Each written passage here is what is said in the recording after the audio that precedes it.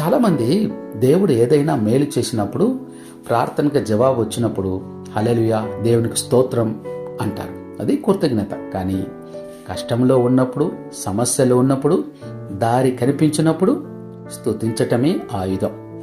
యెహోషాపాతు రాజు యుద్ధంలో చేసింది అదే. శత్రువులు ఎదురుగా ఉన్నారు, మరణం కళ్ళ ముందుంది. అప్పుడైనా ఏడవలేదు, ఫిర్యాదు చేయలేదు. సైన్యం కంటే ముందు గాయకులు నిలబెట్టి గట్టిగా పాడించాడు.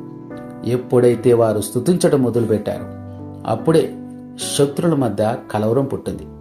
దీనిలో ఉన్న లాజిక్ ఏంటంటే, సాతాను మిమ్మల్ని సమస్యలు పడేసినప్పుడు మీరు ఏడుస్తారని, భయపడతారని, దేవుని మీద సనుగుతారని వారు ఎదురు చూస్తాడు.